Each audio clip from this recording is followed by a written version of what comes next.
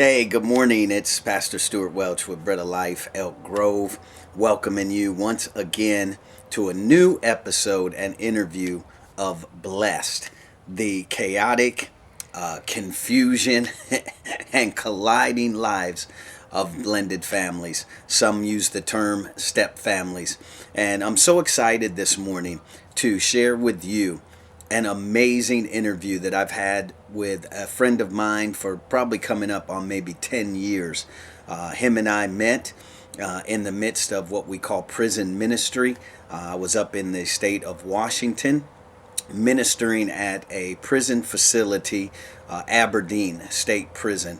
And the chaplain brought with him another volunteer chaplain, Pastor Darren Bryant. And over those years, we've developed a great friendship, a true brotherly relationship.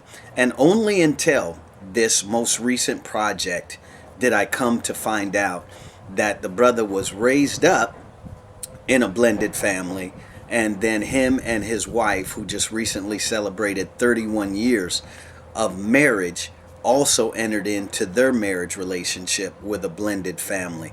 Now, you know, there's some good points, there's some dark points. I'm really going to break his interview up into three different segments. That's how rich and fulfilling this interview was with him. So I want to welcome you in to our conversation. Of course, I had to get with him on Zoom, and I want to welcome you in to this conversation. Welcome, Pastor Darren Bryant out of the wonderful state of Washington. God bless you, and I'll see you again on our next episode of Blended. Hopefully it's take one and take all. So, hey, welcome. It's Pastor Stuart Welch with Bread of Life Ministries. Again, coming to you with Blended, the chaos, confusion, and conflicts that families, I guess, have to wrestle with when it comes to blended and step families. I gave many of the numbers that we had from last time, and we know that there's 2,100 new step families that form every single day. I'm fortunate to have with me a dear friend and brother today, Darren Bryant, up from the wonderful state of Washington. Myself and brother Darren, we've been ministering together, I don't know, maybe close to about 10 years now, in the prison ministry there in Washington. And only until the Lord put on my heart this project of Blended and dealing with step families and us having a discussion, did I come to find out that not only was the brother raised in a step family, but also when him and his wife, well over 30 years now, right? You guys about 31 years of marriage. They came into marriage with a blended / step family. So, brother, welcome to Blended, man. I'm glad to see you smile. I'm glad to see your face. And thank you so much for joining me today and sharing and talking about your life. Oh, my pleasure. I always want to help out any way I can. Well, God bless you, man. So tell me just a little bit, man, about, we're talking, we're in the days now where what we would consider the traditional family, mother, father, children, all in the same house, that seems to be fading away. And we're getting now to the point where we're coming in with these what we call blended. That's the politically correct term, because I've heard people before say, well, you don't want to refer to it as step because we're not stepping on anybody, and that's not what we mean when we use the term step families. What we mean is that generally the husband, the wife, mother, father are coming in with children from other relationships. That might have been a marriage, that might have just been a child born out of wedlock, whatever it may be. But we collide these families together. And you were sharing that you were raised in that type of family. So your mother with you, and then father, how'd that come together? Well, my mother was married, and she had 3 children in that marriage. She lost one, uh, who was the third one, and he was about 3, maybe 4 years old. And back in the 50s, so he didn't have a lot of good medical technology then, and something that's curable today. He died from. I'm not exactly sure what it was, but it was something that messed up, his body when he was Mm. young and couldn't recover. He went to going to the hospital and they couldn't do anything for him. I never got a chance to meet him. Of course, he died before I was born. Uh, but then she had another child, which was my sister Janice, who we talked about, who recently passed away last Right. month. Uh, but she had her name the same as my mom and her husband, Dobbins. But we knew something was different because she didn't look like anybody. Yeah. But Yeah. we had already had it in our minds that everybody who grew up in the same house came from the same woman. We never called each other step sisters or brother or anything like that. And so she was born, and then my mom had 4 more children Wow. from one man. And that's where my sister and I are,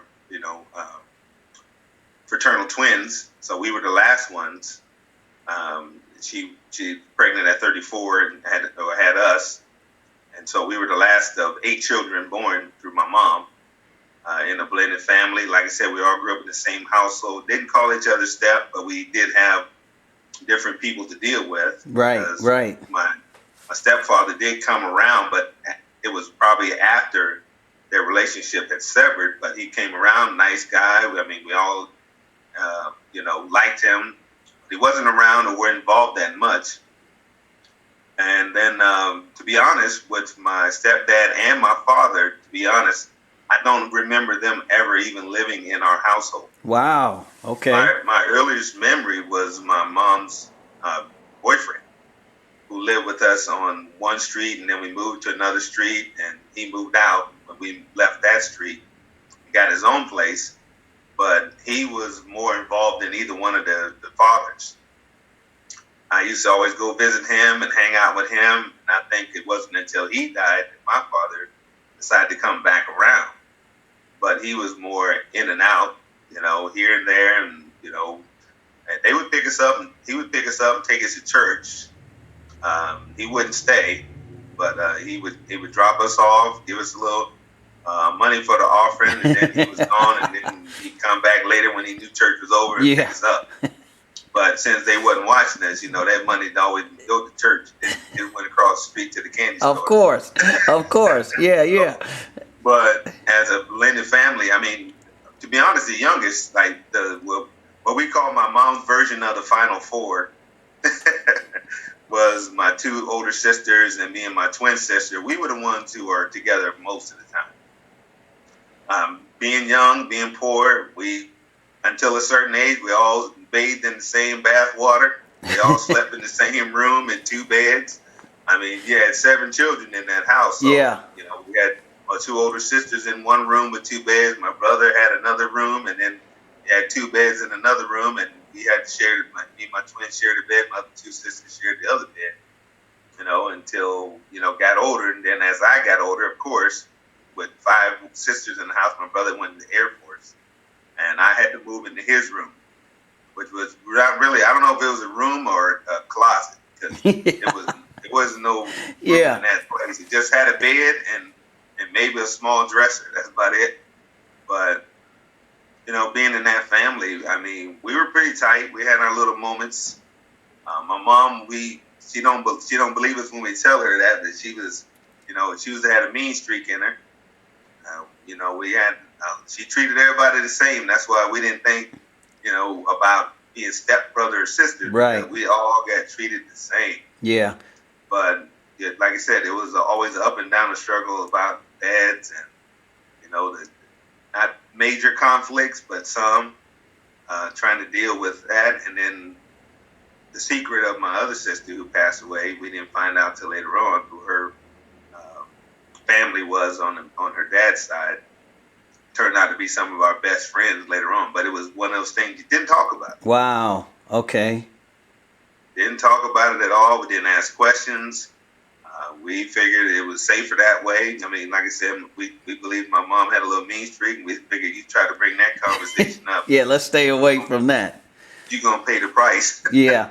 Well, it's real interesting as, recently I was talking to one of the young ladies who played for me, both in high school and in college. And unfortunately, her mom had passed away several months ago. And so she, at 20, is trying to raise a 16-year-old stepsister that they don't consider, themselves step because they came up together. But her older sisters and then the younger sister, they all have, different father figures in their life. And, you said that, here until your sister, transitioned on, that maybe you knew something, but it wasn't a question, that you wanted to ask to really delve into. I think that's really interesting when, we get into these families and we have all this intertwined like that, I wonder what it is that, so you would have a recollection of what, your mom and 3 men or 4 that played father roles? Just 3, because the other one, like I said, didn't talk about, didn't ask about, didn't really worried. My mother had 2 jobs. She worked cleaning a bank building, but she was also a bartender, a barmaid. They call them back in the day, a barmaid at the local Elks Club. Old school back in the day Elks Club. My father was a member. Some of all those guys were members. She was always there at the Elks Club, and so he was probably one of the frequent customers there. But we've seen them, but as far as we know, they were all just a bunch of buddies and and friends that got together up there. And was the strange thing how it all kind of got confirmed and came about. My twin sister, her daughter, her youngest daughter, was like, she's kind of bold. So she's like, she got tired of the secret. She got tired of everything. She said, I'm just going to ask grandma. She said, and she asked her about it. And my mom's, famous response was, well, things happen. Wow.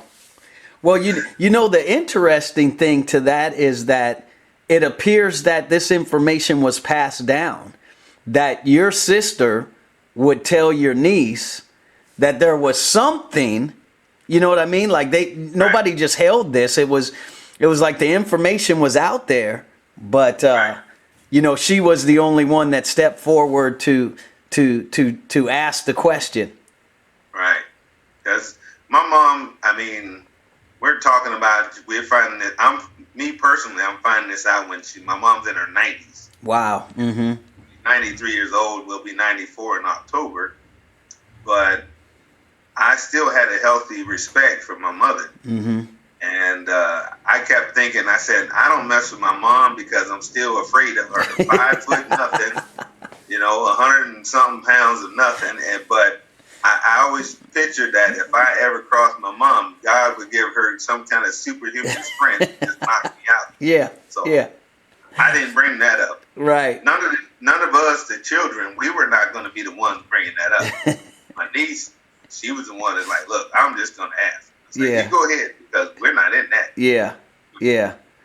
And the biggest change as far as information too was when we got old enough, we found out, the 4 of us, we found out that our dad had 3 other children in a different city. Wow. So you had step siblings that you knew nothing about. Not early in life. We had no idea. Later on, when we got older, I think the older you got, the more exposure you got. Because my sister, my older out of the 4, she was one who was taken with my dad by herself at first when she was old enough, probably 11, 12 years old. Right. She started going to Cleveland, Ohio. because we're raised in Pennsylvania. Now she started going to Cleveland, Ohio, meeting the other relatives. Yeah. And then later on, as we got older and could probably understand a little bit more about it, then all of us started going over to Cleveland, Ohio. And that was the Bryant side of the family, my dad's. And we realized, okay, there's a whole nother family over here. Wow. And so did you guys then begin to intermingle, so to say, or begin to conversate? Here you had these other siblings. Did you begin to build these relationships with them, or how'd that come about? Yeah, we started, like I said, as we got older, we went over and we would always go to my dad's sister's house, because he had two sisters in Cleveland, both lived in there. And so we would always go to his oldest sister, and we would always go to her house, and people would come by there. And then I think his one sister lived a little bit down the road. We would go over there, but we didn't visit the other folks' houses. They usually come to us. Mm-hmm. But as we got older, then we started going to their houses and started talking on the phone more, but didn't have cell phones, so we couldn't keep communicating a lot. But then my brother, who lived in Cleveland, moved to my hometown. Him and his wife and his two boys. And then they would bring these two boys by the house and drop them off to play with me, because I had 5 sisters who wanted to play with them all the time. Yeah. So meeting these nephews was something new for me and a great experience, where I started to get to know them better, even though we still felt distance. Right. Whenever they came to town, it was kind of like, everybody was kind of nervous, because it seemed like a forced relationship. Like, you need to get to know them, you need to play with them, and at first I'm thinking, why? It's not dawning on me who they are. Yeah. I have an idea, but it's not a reality of who they are. Yeah, y'all all family. You're related. Well, because my dad was so much older than my mom. My dad was 16 years older than my mother. Okay. So to be honest, my dad's oldest child, she is only 6 years younger than my mother. Mm-hmm. Yeah. So, my mom will be 94, and she'll be 88. Wow. Coming up. So older sister's almost 90 years old. Yeah. In a couple years. So to have them all that much older, so nephews were more my age to hang around and play with than my sisters. So that's who I really communicated a lot with, was my nephews. Wow. So we treated each other more like cousins than nephews, because the reality of the age difference was something we really couldn't comprehend. Having a sister, I just turned 60 this year, and I got a sister who's 87 years old. People are like, I don't know where did that happen. Right, she could be old she could be your mother, really. Yeah. Right. By the time you were born, she was in her later half of her 20s. She's right. 27 years older than me. Yeah. Yeah, so, that's amazing.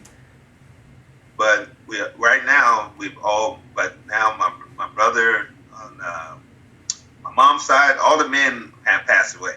Mm-hmm. On my dad's side, my grandfather, my father, my brother, my only brother with my mom, they're all, gone. So I'm really the only boy left. Yeah. And I'm trying to break the string of, the boys not lasting long. Because, my grandfather, he was 90 years old when he died. My father was 80 years old when he died. And my other brother was 71 years old when he died. I'm 60. I'm like, I don't want to keep that. I know that's right.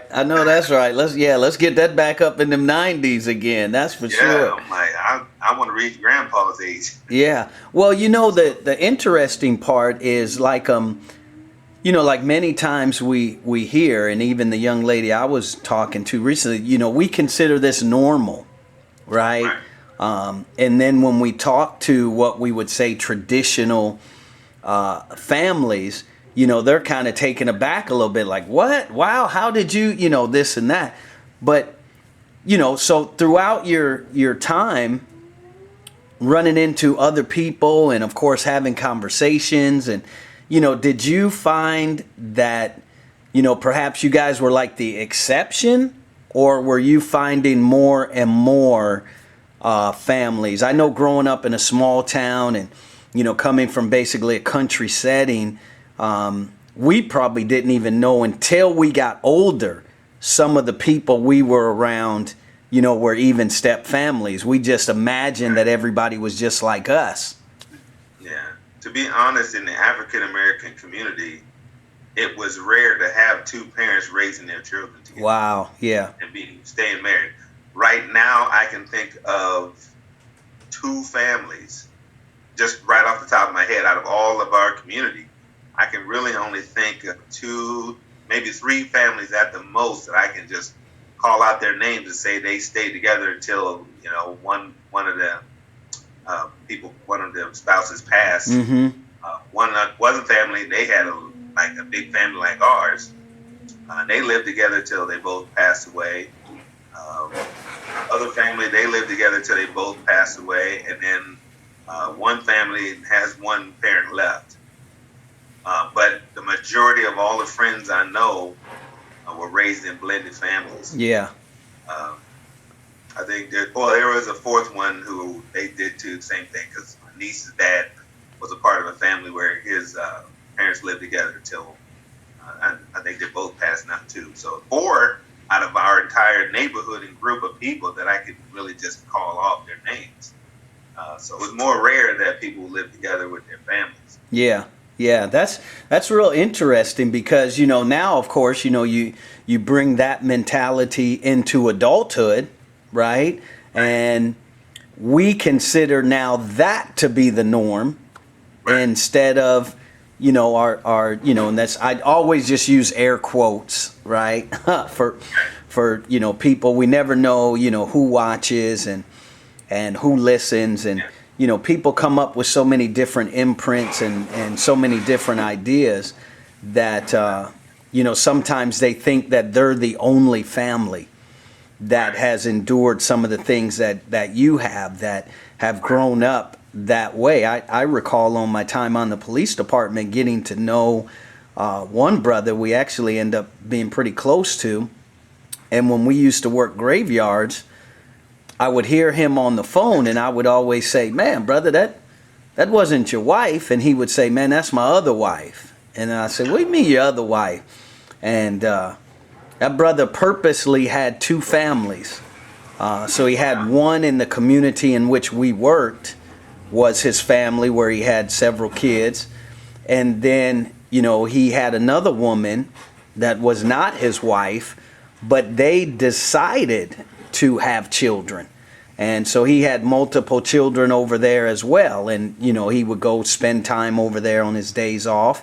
And then on his work days, he would be back with his other family. And, some of us who, are real traditional conservative, we were just blown away by that. Like, man, who has multiple families, right? And, but, you grew up with that and, probably ran into more people that you knew that was kind of their norm.